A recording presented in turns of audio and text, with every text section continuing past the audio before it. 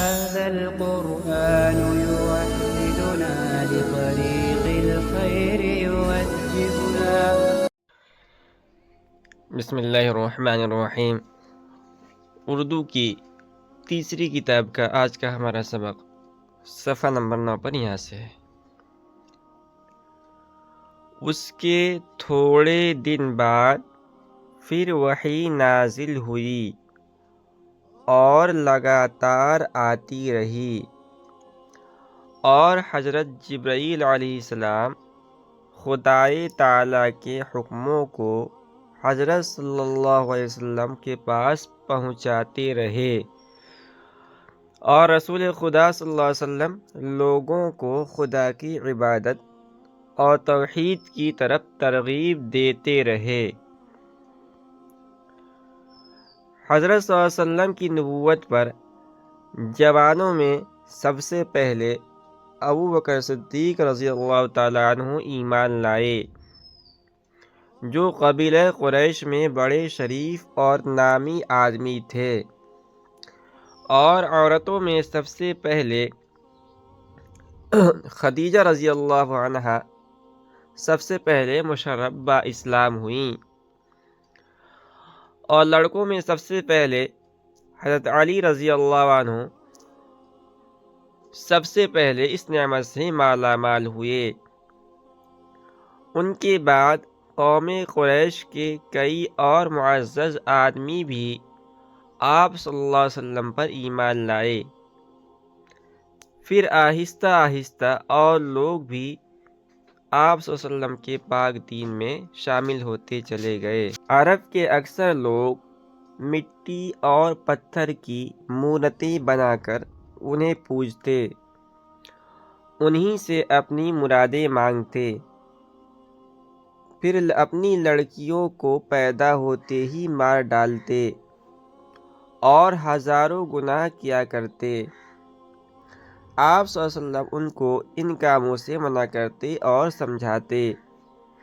کہ اللہ کو ایک جانو، اس کے حکموں کو مانو، اس کے ساتھ کسی کو شریک نہ بناؤ، صرف اللہ ہی کی بندگی کرو، مٹی اور پتھر کی مورتیوں کی پوجا چھوڑ دو۔ وہ لوگ آپ صلی اللہ علیہ وسلم کی ان باتوں سے خفا ہوتے اور آپ صلی اللہ علیہ وسلم کو اس بات سے منع کرتے، مگر آپ صلی اللہ علیہ وسلم اپنے پاک خدا پر بھروسہ کر کے اپنے نیک کام میں لگے رہتے،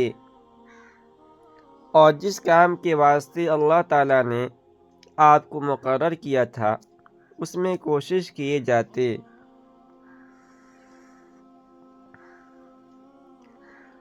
مکے والوں نے آپ صلی اللہ علیہ وسلم کی اس سچی اور پاک تعلیم کی کچھ قدر نہ کی، اور الٹے آپ صلی اللہ علیہ وسلم سے ناراض ہو گئے۔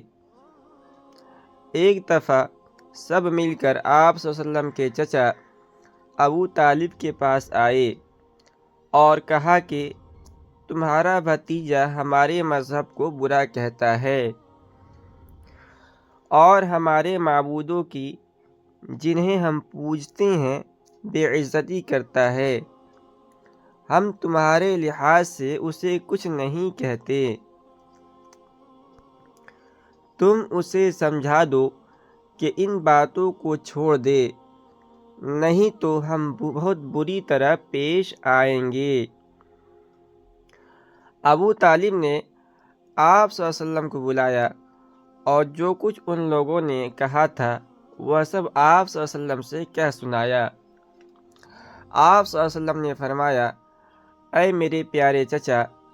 خواہ تم میری مدد کرو یا نہ کرو، میں اپنے اس فرض منصبی کو کبھی نہ چھوڑوں گا، اور جس خدا نے مجھے پیدا کیا،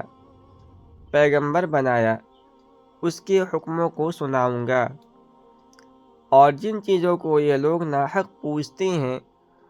میں ان کو کبھی نہ مانوں گا، اور ان لوگوں کو بھی سمجھاؤں گا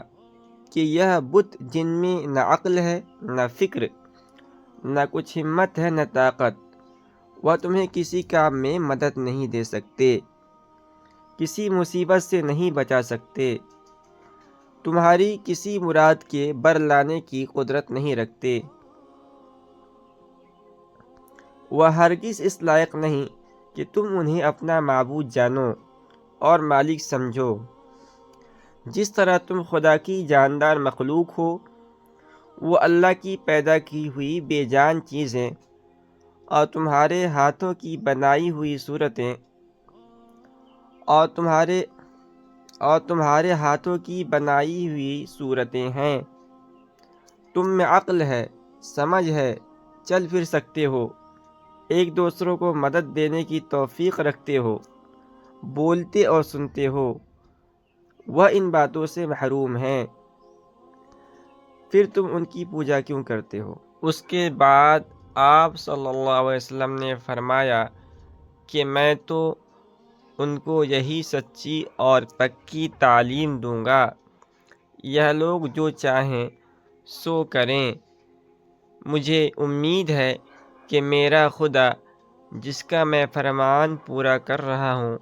میری مدد کرے گا اور ان کی شرارتوں سے مجھے بچائے گا۔ یہ سن کر آپ صلی اللہ علیہ وسلم کے چچا ابو طالب نے کہا کہ اے میرے پیارے بھائی کے بیٹے،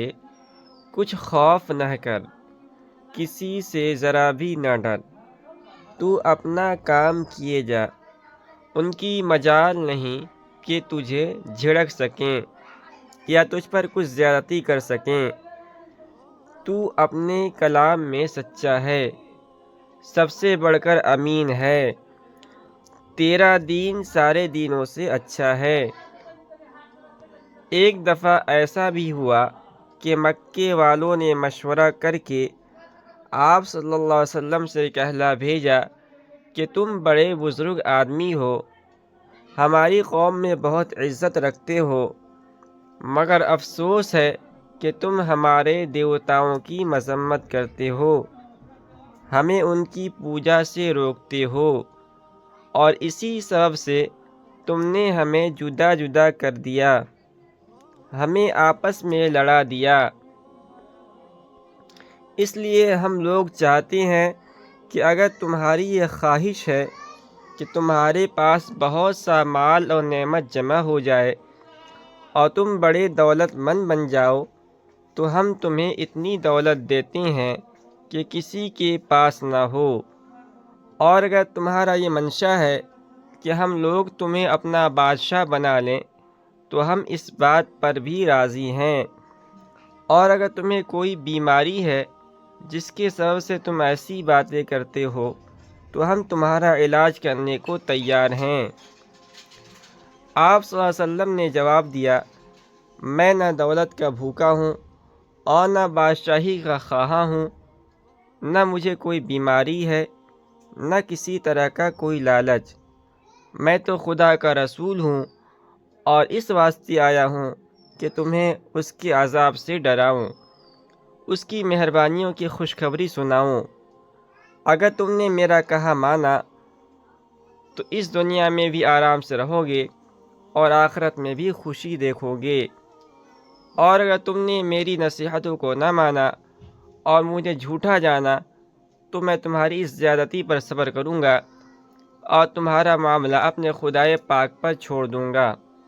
اور وہ میری تمہاری باتوں کا فیصلہ کرے گا۔